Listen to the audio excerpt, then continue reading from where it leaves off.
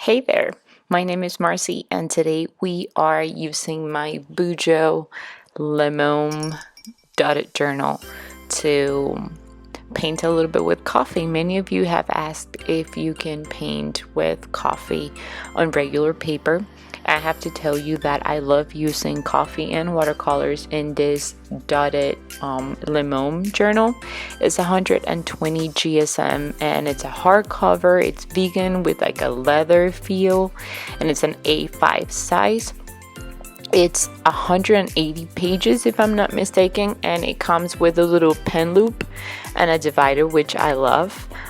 This video is not sponsored or anything, but I just wanted to give you all the details, and to me the quality and the price are just perfect. In Europe I got this in Spain for 11.99 euros. So I'm sorry, I don't know how much it will be in dollars or any other currency, but I will link it down below for you. The paper does warp just a little bit, but that might be because I don't really care about the water amount that I put on this. I try not to do like a lot of it, but as you can see, it takes it well. And obviously it's not like watercolor paper or any other thicker paper, but it works fine, and I normally use it for my monthly spread out.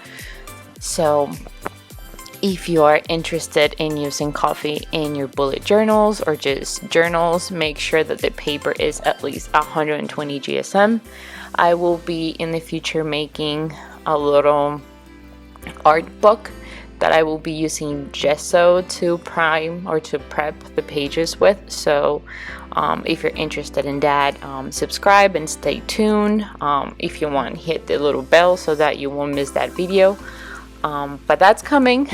So I hope you like it, and this is just what my monthly spread looks like. I don't do anything fancy to it, and if you're going to notice in a little bit, I do Saturday and Sundays in one square because I'm with my kids those days, so activities for me to remember are not that important because I mostly just spend time with my kids at the park or playing at home. I try not to plan anything for me or for work during the weekend, so that's why I do one square for both days, but you can, do whatever you like. And I hope you find this video helpful if you're going to use coffee in your bullet journal or your journals. If you're more interested to see what other ways I use coffee in my bullet journal let me know. I'll be happy to make more videos about this and all the different techniques that you can also use. And I have a full series of how coffee works and how to paint with it. So feel free to check that out. All the links will be in the description. Thanks so much for watching, and I hope you have an amazing day. Stay tuned, guys. Bye!